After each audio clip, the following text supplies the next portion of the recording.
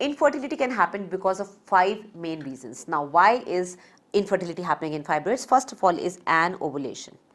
Now, why is anovulation happening in fibroid? Very easy to answer. That is because of the hyperestrogenic condition, because we have increased estrogen. So, that can lead to amenorrhea and anovulation, and that can lead to infertility. Second reason is interference with the sperm ascent. The sperm ascent, the sperm is not able to come upwards. That is probably because of the submucous fibroid.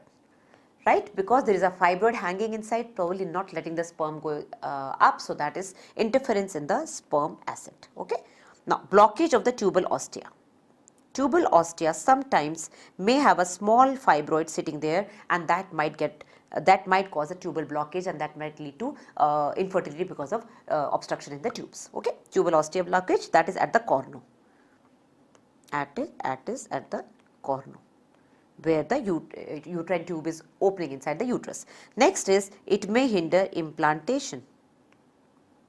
Now, why will it hinder implantation? Because it is probably an intramural fibroid. Intramural fibroid, and the atmosphere, the kind of nidation that a placenta, the trophoblast, needs for the baby to grow, for the pregnancy to grow, that it is not getting, because that entire area has been damaged by the fibroid. So, implantation problem, implantation failure can happen.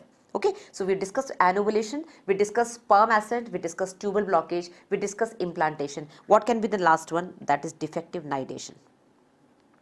Now, defective nidation and implantation problem kind of go hand in hand. Implantation is not proper, or even if the baby has implanted, the trophoblast are trying to invade, and now it is not getting enough nutrition, enough nidation. So, that is why it aborts. Okay. Either it aborts, or it doesn't basically implant in the uterus, and that becomes infertility.